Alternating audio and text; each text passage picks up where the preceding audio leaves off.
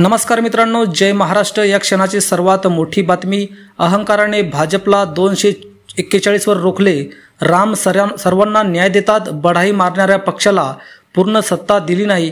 मित्रांनो, काय सविस्तर बातमी जाणून घेऊया। त्या अगोदर चॅनलवर नवीन असाल तर चॅनलला सबस्क्राइब करा आणि बेल आयकॉन प्रेस करा।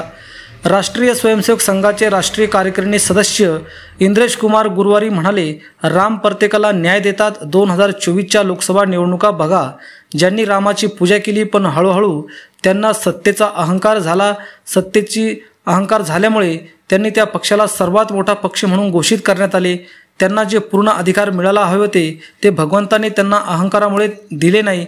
जयपूरमधील कानोटा येथे रामरथ अयोध्या यात्रा दर्शन पूजा समारंभात इंद्रेश कुमार बोलत होते।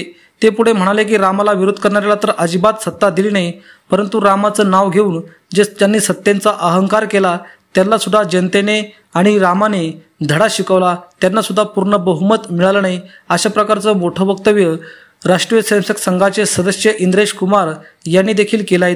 मित्रांनो, आपल्याला या संदर्भात काय वाटतं? आपल्या प्रतिक्रिया नक्की कमेंट बॉक्समध्ये व्यक्त करा। धन्यवाद। जय महाराष्ट्र।